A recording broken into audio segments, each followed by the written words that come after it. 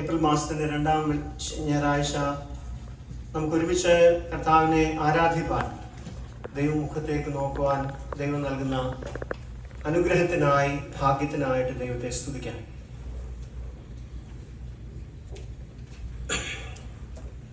ഉയർത്തെഴുന്നേൽപ്പിന് ശേഷം കർത്താവ് തൻ്റെ ശിഷ്യന്മാരോടൊപ്പം പങ്കുവച്ച നിമിഷങ്ങളെക്കുറിച്ച് ധ്യാനിക്കുന്ന ദിവസമാണ് ഇന്ന് പ്രഭാതം. യഥാസ്ഥാനപ്പെടുത്തുന്ന കർത്താവ്, ഫ്രം ഫെയിലുവർ ടു ഫുൾഫിൽമെന്റ്, പരാജയത്തിൽ നിന്ന് പൂർത്തീകരണത്തിലേക്ക് എന്നതാണ് ഇന്നത്തെ ചിന്താവിഷയം. ദൈവവചന ധ്യാനത്തിനായി വിശുദ്ധ യോഹന്നാൻ എഴുതിയ സുവിശേഷം എവൻഗേലിയോനായി വായിച്ചു കേട്ട 21-ാം അധ്യായം, അതിൻ്റെ 1 മുതൽ 14 വരെയുള്ള വാക്യങ്ങളാണ്. 2 വാക്യങ്ങൾ നമുക്ക് വീണ്ടും വായിക്കാം. 6-ാമത്തെ വാക്യം: പടകിന്റെ വലതുഭാഗത്ത് വല വീശുവിൻ, എന്നാൽ നിങ്ങൾക്ക് കിട്ടും എന്ന് അവൻ അവരോട് പറഞ്ഞു. അവർ വീശി, മീനിന്റെ പെരുപ്പം ഹേതുവായി അത് വലിപ്പാൻ കഴിഞ്ഞില്ല. യേശു സ്നേഹിച്ച ശിഷ്യൻ പത്രോസിനോട് ഇത് കർത്താവാകുന്നു എന്ന് പറഞ്ഞു. നമുക്ക് പ്രാർത്ഥിക്കാം. അപ്പമായി വീഞ്ഞായി നെഞ്ചിലെ സ്നേഹം മേശമേൽ വിളമ്പി എന്നെ ക്ഷണിച്ചോനേ, എന്തു ഞാൻ നൽകും നിന്റെ സ്നേഹമോർത്താൽ? എന്നെ തന്നെ നൽകിടുന്നു ഞാൻ നിന്റെ തിരുമുൻപിൽ. ചങ്കിലെ ചോരയിലെൻ പാപം കഴുകി നീ, നിർമ്മല ജീവനിലേക്കെന്നെ ക്ഷണിച്ചു നീ. ചങ്കിലെ ചോരയിലെൻ പാപം കഴുകി നീ, നിർമ്മല ജീവനിലേക്കെന്നെ ക്ഷണിച്ചു നീ. പങ്കിടാനുള്ള പാഠം തന്നു നീ നിന്റെ കുരിശിൽ, എന്നെ തന്നെ നൽകിടുന്നു ഞാൻ നിന്റെ തിരുമുൻപിൽ. ഞങ്ങളെ അവിടുത്തെ സ്നേഹത്തിനായി ക്ഷണിച്ച് എന്നും ശക്തീകരിച്ച് നിലനിർത്തി ബലപ്പെടുത്തുന്ന കർത്താവെ, തിരുമുൻപാകെ അടുത്തു വരുവാനും ദൈവവചനം ധ്യാനിക്കുവാനും ഭാഗ്യം നൽകുന്ന ദൈവകൃപയ്ക്ക് സ്തോത്രം. ഞങ്ങളുടെ ജീവിതത്തിൻ്റെ പ്രതിസന്ധികളെയും പരാജയങ്ങളെയും പൂർത്തീകരണത്തിലേക്കും വിജയത്തിലേക്കും കൊണ്ടുപോകുന്ന അവിടുത്തെ കരുതലിനെ ധ്യാനിപ്പാൻ ബലഹീനരായ ഞങ്ങളെ ബലപ്പെടുത്തി ദൈവകൃപ പകരണമേ. ദൈവവചന ധ്യാനം ഞങ്ങൾക്ക് പുതുക്കവും വെളിച്ചവും ഉൾക്കാഴ്ചകളും പകരണമേ. വചന വഴിയെ ജീവിക്കുവാനുള്ള വിനയം അവിടുന്ന് പകർന്നു നൽകണമേ. ഞങ്ങളുടെ വ്യക്തി ജീവിതങ്ങളെ ശക്തിപ്പെടുത്തുവാൻ, ഞങ്ങളുടെ കുടുംബജീവിതങ്ങളെ ബലപ്പെടുത്തുവാൻ, ഞങ്ങളുടെ ഇടവക ജീവിതത്തെ അനുഗ്രഹമാക്കുവാൻ ദൈവവചന ധ്യാനം സഹായകരമാക്കണമേ. ശ്രദ്ധയോടെ ഇരുത്തണമേ. യേശുവിന്റെ നാമത്തിൽ പ്രാർത്ഥനകൾ കൈക്കൊള്ളുമാറാകണമേ. Praise the Lord. From failure to fulfilment, പരാജയത്തിൽ നിന്ന് പൂർത്തീകരണത്തിലേക്ക്. ഒരിക്കലൊരു മനുഷ്യൻ ജീവിതത്തിൽ നേരിട്ട പ്രതിസന്ധികളും സങ്കടങ്ങളും ഒക്കെ ഓർത്തോർത്ത് അദ്ദേഹം തൻ്റെ ജീവിതം തന്നെ അവസാനിപ്പിക്കാനായി തീരുമാനിച്ച് ഇങ്ങനെ യാത്ര ചെയ്യുകയാണ്. ആ യാത്ര ചെയ്യുന്ന യാത്രയിലാണ് അദ്ദേഹം ഒരു വാക്യം കണ്ടത്: I am with you, you are not alone. കർത്താവിൻ്റെ വാക്കുകളിൽ ഒന്നാണ് ഐ ആം വിത്ത് യു, ഞാനോ എല്ലാ നാളും നിങ്ങളോട് കൂടെ ഉണ്ട്. അത് എഴുതി വെച്ചിരുന്നത് ഭവനത്തിൻ്റെ മുൻപിലത്തെ മതിലിലായിരുന്നു, ഫെൻസിലായിരുന്നു. അപ്പോൾ അദ്ദേഹം ആ യാത്രയൊക്കെ അദ്ദേഹത്തിൻ്റെ മുൻപോട്ടുള്ള യാത്രയൊക്കെ അവസാനിപ്പിച്ച് അവിടെ ഇറങ്ങിയിട്ട് ആ വീട്ടുടയവനെ കണ്ടിട്ട് പറഞ്ഞു, ഞാനിങ്ങനെ ജീവിതം തീർക്കാനായിട്ടൊക്കെ പോവുമായിരുന്നു, എന്നാൽ this Bible verse motivated me and given me strength to continue my life. It may be a very simple thing, but that helped me a lot. അതെൻ്റെ ജീവിതത്തിന് വലിയ മോട്ടിവേഷൻ പകർന്നു എന്ന് പറഞ്ഞു. അപ്പോൾ ആ കുടുംബനാഥൻ പറഞ്ഞു, ഞാൻ പ്രത്യേകിച്ച് ഒന്നും ചെയ്തില്ല, ഇപ്പോൾ നിങ്ങളുടെ ജീവിതം ഒരു ഫുൾ സ്റ്റോപ്പ് ആകാമായിരുന്നു. ഈ വാക്യം വായിച്ചപ്പോൾ ഇറ്റ് ബിക്കേം എ കോമ. ജീവിതം ഫുൾ സ്റ്റോപ്പ് ആകാമായിരുന്നു, എന്നാൽ നൗ ഇറ്റ് ബിക്കേം കോമ. ഇത് രണ്ടും ലാംഗ്വേജിൽ നമുക്കറിയാവുന്ന കാര്യമാണ്. ഫുൾ സ്റ്റോപ്പ് എന്ന് പറഞ്ഞാൽ എന്താണ്? അവിടെ തീർന്നു, അല്ലേ? കോമ എന്ന് പറഞ്ഞാലോ it continuous. Similar, same thing happened here, today's Bible verse also. ശിഷ്യന്മാർ അവരുടെ പരിപാടിയെല്ലാം അവസാനിപ്പിച്ച് പുതിയ പണിക്ക് പോയതാണ്. അവർ പരാജയപ്പെട്ട് കഴിഞ്ഞപ്പോൾ വളരെ എക്സ്പേർട്സ് ഇൻ ഫിഷിംഗ്, വളരെ മിടുക്കന്മാരായ ആളുകളാണ്. അവര് ജീവിതം അവസാനിപ്പിച്ചോ അതിനെക്കുറിച്ചൊന്നും അവിടെ എഴുതിയിട്ടില്ല. എന്നാൽ മേ ബി അവരുടെ പരാജയത്തോടെ എല്ലാത്തിൽ നിന്നും അവർ പിൻവാങ്ങാനുള്ള സാധ്യത ഉണ്ടായിരുന്നു. ഇവിടെ പറഞ്ഞിരിക്കുന്നത് അവർക്കൊന്നും കിട്ടിയില്ല എന്നാണ്. They faced failures in life. ജീവിതത്തിൽ പരാജയങ്ങൾ ഏറ്റുവാങ്ങിയ ഒരു കൂട്ടുകാരോട് കർത്താവ് ഇടപെടുന്നതാണ് ഇന്നത്തെ ധ്യാന വിഷയം. From failure to fulfillment. Next slide, please. John 21:1-14. We find a powerful narrative that resonates with the struggles, failure and ultimate redemption experienced by many of us in our journey of faith. നമ്മുടെ ഓരോരുത്തരുടെയും വിശ്വാസ ജീവിതത്തിൽ സംഭവിച്ചേക്കാവുന്ന പരാജയങ്ങളെക്കുറിച്ചും വെല്ലുവിളികളെക്കുറിച്ചും പറയുന്ന വേദഭാഗമാണ് ഇന്ന് നാം വായിച്ച വിശുദ്ധ യോഹന്നാൻ എഴുതിയ സുവിശേഷം. This passage tells the story of disciples' encounter with risen Christ by the Sea of Galilee, where the transition from despite to divine purpose. ഇന്നത്തെ വേദഭാഗത്തിന്റെ ഒരു കോണ്ടെക്സ്റ്റ് നമുക്ക് എല്ലാവരും, this is the after resurrection narrative ആണ്. ഉയർത്തെഴുന്നേൽപ്പിന് ശേഷം സംഭവിച്ച വേദഭാഗമാണ് ഇന്ന് നമ്മൾ വായിച്ചത്. Next slide. The disciples, disheartened after the crucifixion, returned to their former way of life as fishermen. Despite their lack of success through the night, they persisted in their task.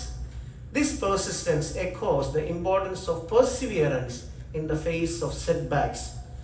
Just as the disciples continued to cast their nets, we too must press on in our endeavors, trusting that God is working behind the scenes even when we cannot see immediate result. Persistence in purpose. Nowadays, in all the ages of people, very much worrying about failures in life. തോൽവിയെക്കുറിച്ച് വളരെയധികം ഭീതി നിറഞ്ഞ ലോകത്താണ് നമ്മൾ ജീവിക്കുന്നത്. This Bible portion is very relevant to our today's context. നമ്മൾ ജീവിക്കുന്ന കാലഘട്ടത്തിൽ വളരെയധികം അർത്ഥവത്തായ ഒരു വേദഭാഗമാണ്. നമുക്കറിയാം, ഏതെങ്കിലും കാട്ടിലെ മൃഗങ്ങൾ അവരുടെ ജീവിതത്തിൽ ഏതെങ്കിലും ഒരു പരാജയം സംഭവിച്ചു എന്ന് കരുതി അതോടെ നിരാശപ്പെട്ട് ഒറ്റയ്ക്കിരിക്കുകയോ പിന്നീട് ഇനി മേലാൽ ഞാൻ പുറത്തിറങ്ങുന്നില്ലെന്ന് പറഞ്ഞിരിക്കുകയോ ചെയ്തിട്ടുണ്ടോ? ഏറ്റവും മിടുക്കനായ ചീറ്റപ്പുലി അതിൻ്റെ ഭക്ഷണത്തിന് ഇറങ്ങിയാൽ മിനിമം ഒരു 4 മൃഗങ്ങളെയെങ്കിലും ഓടിച്ച് 5ാമത്തതിനെ കിട്ടത്തുള്ളൂ എന്നുള്ളതാണ്. ഏറ്റവും വേഗത കൂടിയ ആളാണ് എന്ന് പറഞ്ഞാൽ he also failures. എന്നാൽ പോലും പെർസിസ്റ്റൻസ്, വീണ്ടും ദൃഢനിശ്ചയമാണ്, മുൻപോട്ട് പോവുകയാണ്. Here too the disciples, they continued with persistence. Setbacks ഉണ്ടാകാം, എതിർപ്പുകൾ ഉണ്ടാകാം, പരാജയങ്ങൾ ഉണ്ടാകാം. That's the reality of life. അതാണ് ജീവിതം എന്ന് പറയുന്നത്. ഇവിടെ കർത്താവ് നമ്മെ ഓർമ്മപ്പെടുത്തുകയാണ്, പെർസിസ്റ്റൻസ് ഇൻ പർപ്പസ്. ഒരു കാര്യത്തിന് ഇറങ്ങിയാൽ അത് നടത്തും എന്ന് ആഗ്രഹിക്കുക, മുൻപോട്ട് പോകാൻ സാധിക്കും. Next slide please. It's a very familiar story in Bible. Noah building the ark. Noah എവിടെയാണ് പെട്ടകം നിർമ്മിക്കാനായിട്ട് തുടങ്ങിയത്? ഒരു തുള്ളി പോലും മഴയില്ലാത്ത സമയത്താണ് പെട്ടകം നിർമ്മിക്കാനായിട്ട് തുടങ്ങിയത്. ജെനസിസ് 6-9 നമുക്ക് വായിച്ചാൽ മനസ്സിലാക്കാൻ സാധിക്കും. എല്ലാ ആളുകളും വന്ന് കളിയാക്കി, നീ എന്നാ മണ്ടനാണ്, ഒരു മഴയില്ലാത്തപ്പോൾ ഇങ്ങനെ പെട്ടകം വെക്കാനായിട്ട് തുടങ്ങുന്നു. എല്ലാവരും വരാനായിട്ട് പറയുന്നു. നോവയ്ക്ക് എന്തോ കാര്യമായ പ്രശ്നമുണ്ട്, അല്ലേ? ഇന്നായിരുന്നെങ്കിൽ നമ്മൾ നേരെ നോയെ മെഡിക്കൽ ഹെൽത്തിൽ, മെൻ്റൽ ഹെൽത്തിൽ കൊണ്ടാക്കിയനെ. എന്നാൽ even in the resistant with the people he persisted with his purpose. നോഹയോട് ദൈവം പറഞ്ഞു, നീ ഇങ്ങനെ ചെയ്യണം. He was very strong in his purpose. The story of Noah building the ark give us the insights about be persistence in purpose. നിലനിൽക്കുക, ഉറച്ചു നിൽക്കുക, അത് നമ്മെ ഓർമ്മപ്പെടുത്തുകയാണ്. Second point is recognizing the risen Christ. യേശുവിനെ, ഉയർത്തെഴുന്നേറ്റ കർത്താവിനെ തിരിച്ചറിയുക. When Jesus appeared to the disciples on the shore, they did not immediately recognize. Similarly, in our life, we may encounter moments when God's presence seems hidden or unclear. God is always with us. We may not recognize. നമുക്ക് എല്ലായ്പ്പോഴും ജീവിതത്തിൽ ദൈവാനുഭവം തിരിച്ചറിയാൻ സാധിക്കുകയില്ല എന്നതാണ് ഒരു പരമാർത്ഥം. പലപ്പോഴും എവിടെയായിരുന്നു ദൈവം എന്ന് നാം ചോദിക്കുന്ന നിമിഷങ്ങൾ ഉണ്ടാകാം. എന്നാൽ ഇവിടെ ശിഷ്യന്മാർക്കും അത്തരത്തിൽ തന്നെ ഉണ്ടായി. They couldn't recognize Jesus. Even they were with Jesus long time, even if they couldn't recognize Jesus. However, through attentive hearts and open eyes, we can discern the divine amidst of the ordinary. It's often in the mundane roots of life that Christ reveals himself most profoundly. നമ്മുടെ ജീവിതത്തിന്റെ സാധാരണമായ അനുഭവങ്ങളിൽ ദൈവാനുഭവം എല്ലായ്പ്പോഴും ഉണ്ട് എന്നതാണ്. We may not realize or recognize. നമുക്ക് പലപ്പോഴും തിരിച്ചറിയാൻ സാധിക്കുന്നില്ല, കണ്ടെത്താനായിട്ട് സാധിക്കുന്നില്ല. Next slide please. From the gospel portion, Luke 24:13-55. Emmaus, നമുക്കറിയാവുന്ന കഥയാണ്. എമ്മൗസിലോട്ട് പോകുന്ന ശിഷ്യന്മാർ അവരെന്ത് ചെയ്ത് കൊണ്ടിരിക്കുകയായിരുന്നു എന്നാണ് കേട്ടത്? അവർ തർക്കിച്ചും വാദിച്ചും കൊണ്ടിരിക്കുകയായിരുന്നു. They couldn't recognize Jesus. They were arguing themselves. അവർ അങ്ങോട്ടും ഇങ്ങോട്ടും argue ചെയ്തുകൊണ്ടിരിക്കുകയായിരുന്നു. They couldn't recognize Jesus. But he was with them. He was walking with them. കർത്താവ് അവരോട് ചേർന്ന് നടക്കുന്നുണ്ടായിരുന്നു. They couldn't recognize. പ്രിയമുള്ളവരെ, നമ്മുടെയൊക്കെ ജീവിതത്തിൽ കർത്താവ് കൂടെ നടക്കുന്നുണ്ട്. Even if we feel that we are alone, we are facing crisis and challenges, no, we are not alone. Jesus is walking with us. കർത്താവ് നമുക്ക് ഒപ്പമുണ്ട്. We need to recognize and realize that Jesus is always with us. Next slide please. Thirdly, this portion tells us the insight about abundance in obedience. Abundance in obedience. അനുസരണയിലെ സമൃദ്ധി. അവിടെ എന്താണ് സംഭവിച്ചതെന്ന് നമുക്കറിയാം. Upon Jesus' instruction to cast their nets on the right side of the boat, the disciples were met with an overwhelming abundance of fish. ഇവിടെ അവർക്ക് വേണമെങ്കിൽ കർത്താവിനെ കളിയാക്കാമായിരുന്നു. ഇവരുടെ രണ്ടുപേരുടെയും പ്രൊഫഷൻ എന്താണ്? ഡിസൈപ്പിൾസിന്റെ പ്രൊഫഷൻ ഫിഷിംഗ്. കർത്താവിന്റെ പ്രൊഫഷൻ എന്താണെന്നാ പറയുന്നത്? കാർപ്പന്റർ. അല്ലേ? Carpenter was instructing the ഫിഷർമൻ. അല്ലേ? നമുക്ക് ചിന്തിച്ചാൽ ഭയങ്കര മണ്ടത്തരമായിട്ട് തോന്നും. അല്ലേ? നമ്മുടെ ഡോക്ടറോട് പറയുകയാണ്, നമ്മളിത് പ്ലംബർ ഡോക്ടറോട് മരുന്ന് എഴുതാൻ പറയുന്നവരെയാണ്. അല്ലേ? നമുക്ക് വളരെ തമാശയായിട്ട് തോന്നും. എന്നാൽ they obeyed the words of Jesus. Sometimes the will of God, ദൈവവിളി അല്ലെങ്കിൽ ദൈവഹിതം പലപ്പോഴും നമ്മുടെ ചിന്തയ്ക്കനുസരിച്ച് മണ്ടത്തരം എന്ന് തോന്നിയേക്കാം. Obedience that makes abundance in life.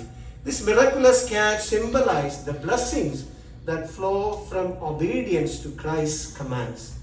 When we align our actions with God's will, we position ourselves to receive blessings beyond measure.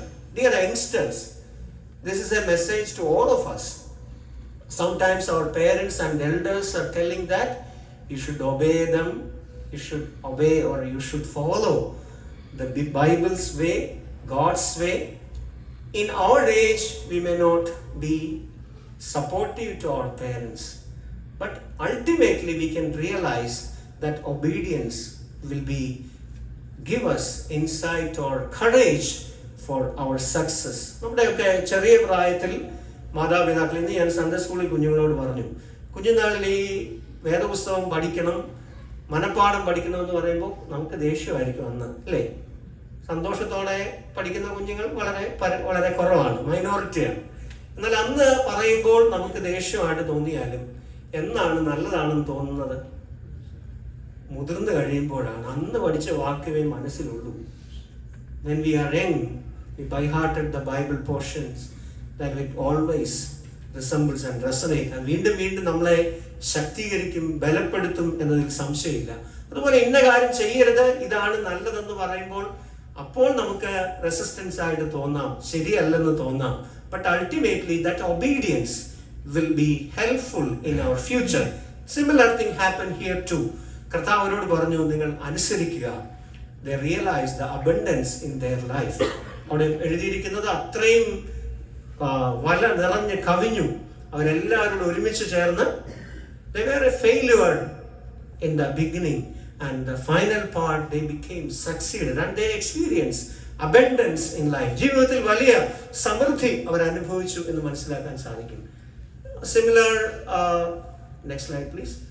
Similar event or experience we can learn from 1 Kings chapter 17:8-16. നമുക്കറിയാവുന്ന കഥയാണ്. സാരെഫാത്തിലെ വിധവയോട് പറഞ്ഞു, Elijah direct you to share her last meal, resulting in an endless supply of flour and oil during the famine.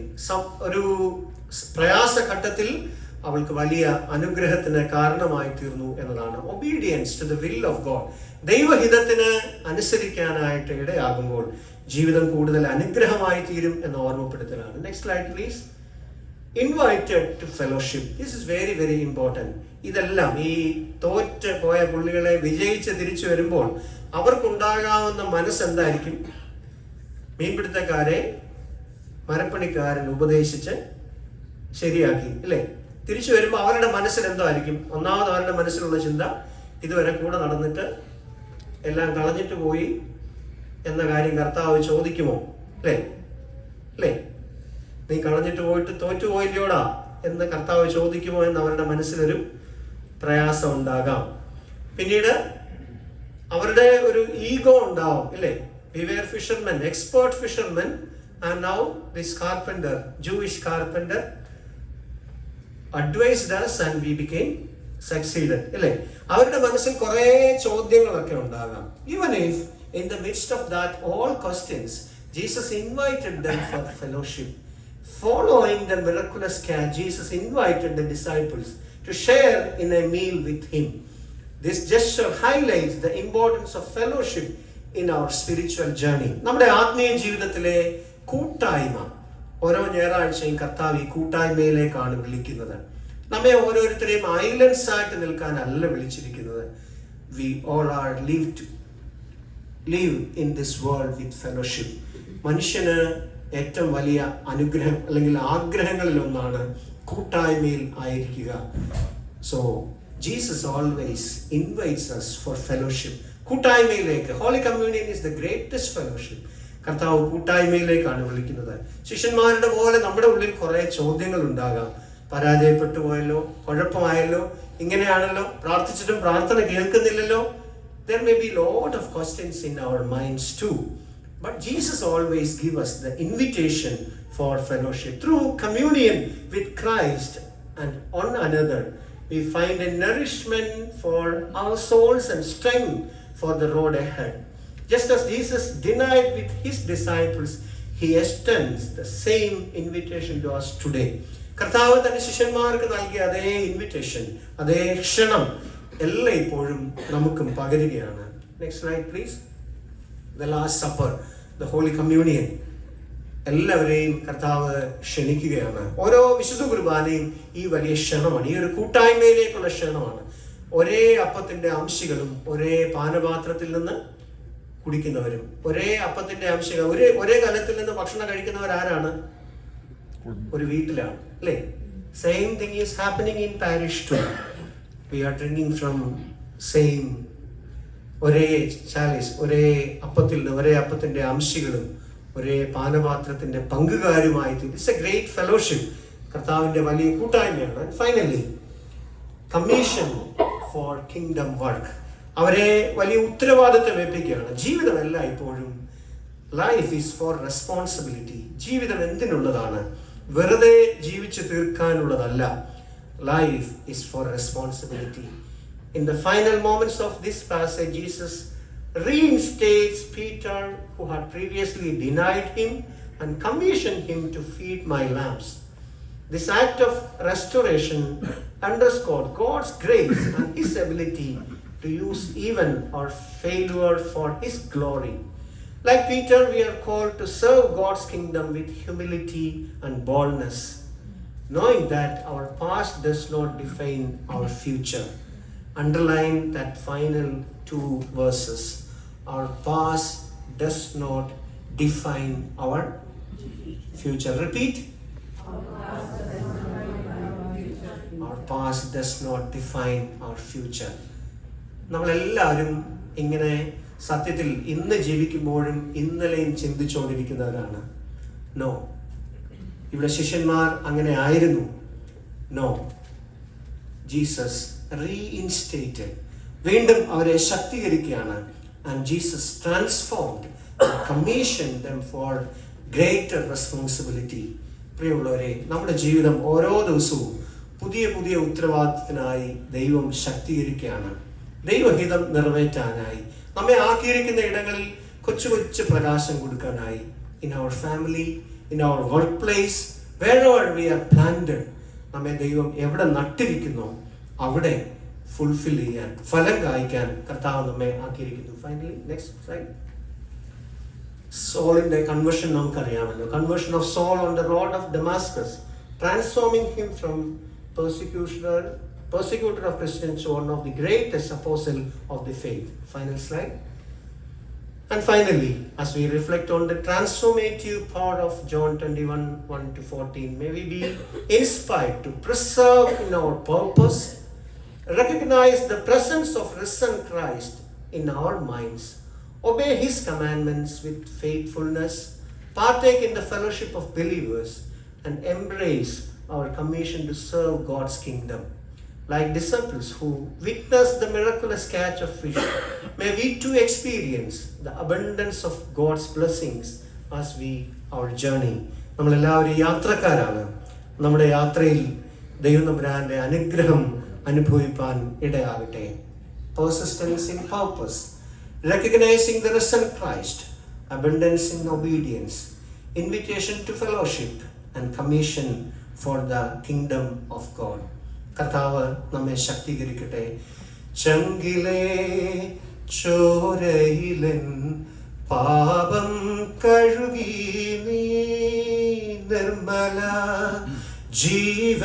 ജീവനിലേക്കെന്നെ ക്ഷണിച്ചു നീ. പങ്കിടാനുള്ള പാഠം തന്നു നീ നിന്റെ കുരിശിൽ, എന്നെ തന്നെ നൽകിടുന്നു ഞാൻ നിന്റെ തിരുമുൻപിൽ. ദൈവസന്നിധിയിൽ നമ്മെ തന്നെ സമർപ്പിക്കാം. This is a time to commit our lives to in the hands of Jesus. കർത്താവിന്റെ സന്നിധിയിൽ നമ്മെ തന്നെ സമർപ്പിക്കാനുള്ള അവസരമാണ്. കർത്താവെ, നീ ഞങ്ങളെ തന്നെ സമർപ്പിക്കുമ്പോൾ നീ അതിനെ അനുഗ്രഹമാക്കി തീർക്കുന്നില്ല. ഓരോ വചന ധ്യാനങ്ങളും it's a time for rededication. Jesus always reinstate for His purpose, our life for His purpose. കർത്താവിൻ്റെ ഉപയോഗത്തിനായി നമ്മെ തന്നെ വീണ്ടും ശക്തീകരിക്കുന്നു. ദൈവസന്നിധിയിൽ അതിനായി നമ്മെ തന്നെ സമർപ്പിക്കാം. അനുഗ്രഹത്തോടെ ജീവിപ്പാൻ ത്രിയേക ദൈവം നമ്മെ അനുദിനം വഴി നടത്തട്ടെ. God bless you all. ഒരാൾക്ക് പ്രാർത്ഥിക്കാം.